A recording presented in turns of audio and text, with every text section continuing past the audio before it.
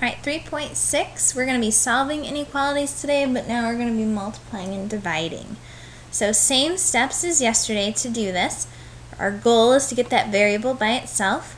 Make sure you write that inequality, don't just write the number that you solve for. And then you're going to be graphing and shading it as you go. So the only slight difference today with multiplication and division for inequalities is this rule. And I want you to put stars, happy faces, circles, whatever you need to remember this special rule, because it's so important. So if you multiply or divide by a negative number, so if you're multiplying and dividing that number on both sides, you have to flip the inequality sign in your final answer. It's just a math rule that in order to keep that inequality true, you have to flip that inequality sign. And I'll show you what I mean here in some examples, but remember that rule. Okay, so we have an inequality here that we have to solve. We have to get our variable by itself, and we have to divide, because that's the opposite of multiplying. So we're going to divide by 2 on both sides.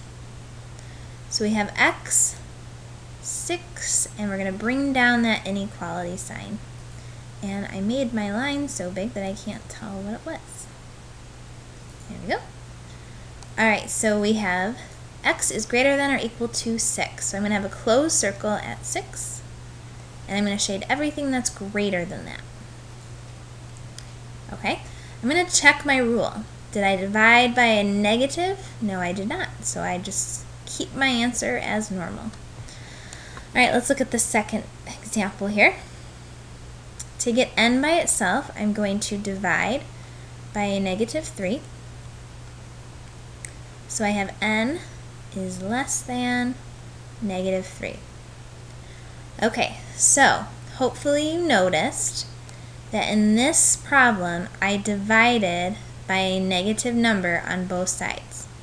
So this is going to be my special rule. So remember, if you multiply or divide by a negative number, you have to flip your inequality sign. So in my final answer is actually going to be n is greater than negative 3. I know it's strange, but it's just a rule of math that we have to follow. So we have n is greater than, so I'm going to go to negative 3, open circle, and I'm going to shade everything that's greater than negative 3.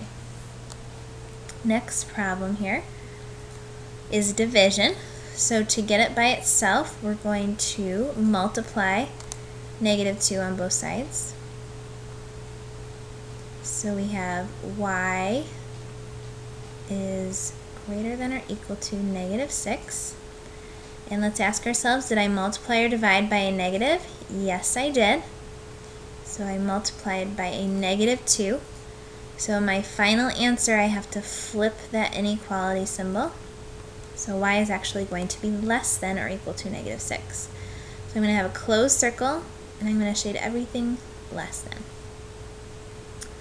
Last one, I have m divided by 4, so I'm going to do the opposite and multiply by 4.